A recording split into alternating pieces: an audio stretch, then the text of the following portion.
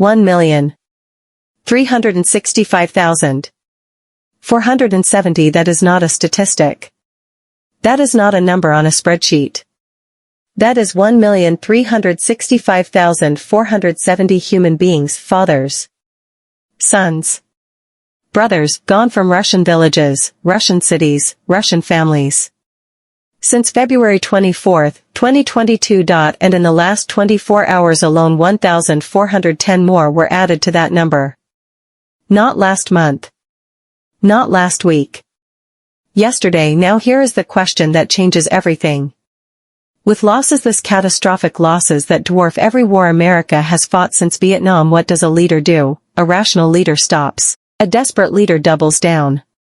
And Putin just made a decision that tells you exactly which one he is. Today on Crisis Wealth we are going to do something no mainstream channel will do.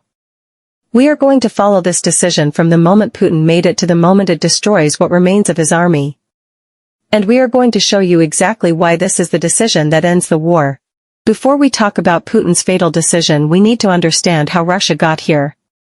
Because 1,365,470 casualties does not happen by accident. It happens through a specific series of catastrophic military choices. When Russia invaded Ukraine on February 24, 2022, it expected a 3-day war. Not 3 days of fighting. 3 days until Ukraine surrendered. The plan failed within the first week. Ukrainian resistance, stronger than any Russian intelligence assessment predicted, stopped the advance, and Russia switched from a war of speed to a war of attrition. A war of attrition means one thing above all else. The side that runs out of men first loses. And Russia chose to fight that war with the most wasteful military tactics in modern history, human wave attacks. Sending infantry directly into Ukrainian defensive positions with minimal armor support. Minimal artillery cover. Minimal air support. The result is what Ukrainian soldiers have described as not war anymore but something else entirely. Wave after wave of men walking toward their positions. Stopping 10. Sending 10 more. Stopping those. Sending 10 more. In May 2026 alone, Ukraine's unmanned systems forces struck 18 Russian oil facilities. Not just military targets. The infrastructure keeping Russia's entire war economy functioning. So what is the decision Putin just made? The one that military analysts are calling quietly, carefully, the beginning of the end? Here it is. Putin has ordered the continuation of human wave assault tactics despite losing over 880 troops killed or wounded every single day, despite having no strategic breakthrough to show for those losses. But that is not the decision that ends his army. That is just the continuation of a bad decision. The decision that ends everything is what he chose to do about the manpower crisis that decision created. Russia is now recruiting men up to 65 years old. Pardoning violent criminals and sending them directly to the front. Offering signing bonuses that consume 40% of the average Russian worker's annual salary because voluntary recruitment has collapsed. And here is where the fatal decision becomes irreversible. Russia is now dissolving entire military units. Not reorganizing them. Not reinforcing them. Dissolving them and hiding the survivors inside other units to conceal how catastrophic the losses have been. When you dissolve military units, you do not just lose the soldiers, you lose the institutional knowledge. The unit cohesion. The leadership structure. The trust between men who have trained and fought together. You replace a trained fighting unit with a collection of strangers. Strangers who have never trained together. Strangers who do not trust each other, and in the chaos of modern warfare that distrust gets people killed. Military historians have a term for what happens to an army when it reaches this point. They call it institutional collapse. It is the moment when an army stops being an army and becomes something else. It looks like an army from the outside. It has uniforms. It has weapons. It has commanders giving orders. But the connective tissue, the trust, the training, the unit identity is gone. Let me show you what institutional collapse looks like on an actual battlefield. Because the numbers are one thing. What is happening to real soldiers on a real front line is another. Russian signals intelligence intercepts analyzed by Ukrainian military intelligence paint a picture that state media will never show. Unit commanders reporting that 40% of their men have never fired a weapon in combat before. Supply officers reporting that basic equipment, body armor, ammunition, medical kits is not reaching frontline positions. Commanders are filing false reports up the chain of command. Not because they want to lie. Because filing an honest report about how badly things are going means joining the disappeared generals. And so Putin makes decisions based on reports that tell him the war is going better than it is. He orders more attacks based on false assessments of his own army's capability. Those attacks fail. More men die. The reports get falsified again. Meanwhile, on the Ukrainian side, something very different is happening. NATO just launched a joint $50 million drone program specifically designed to multiply Ukraine's strike capability.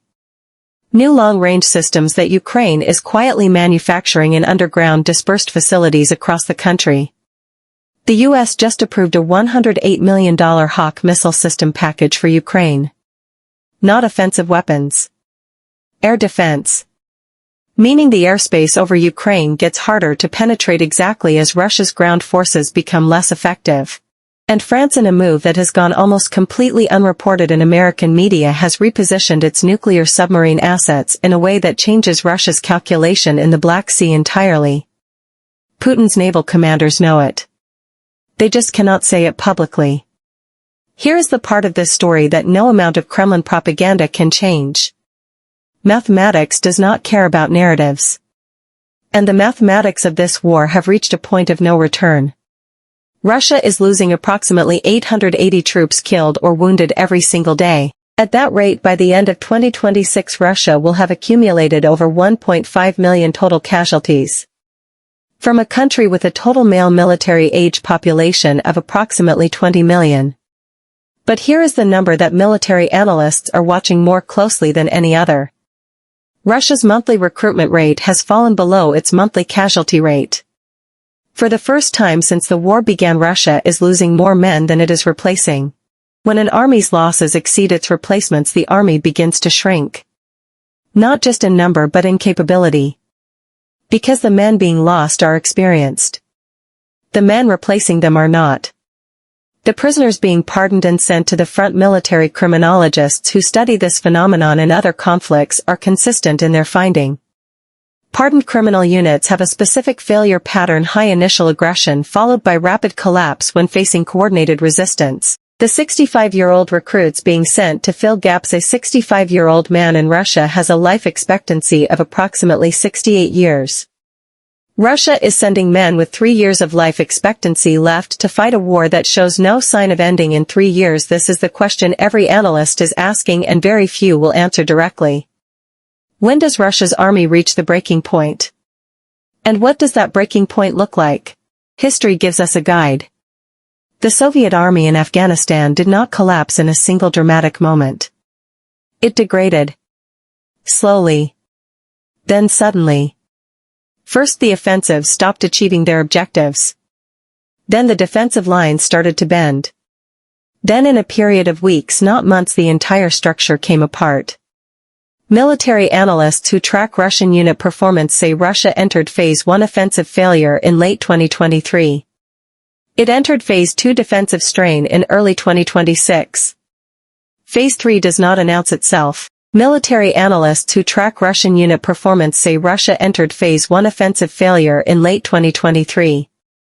It entered Phase 2 defensive strain in early 2026. Phase 3 does not announce itself. 1,365,470. That number was true when we started this video. It is higher now.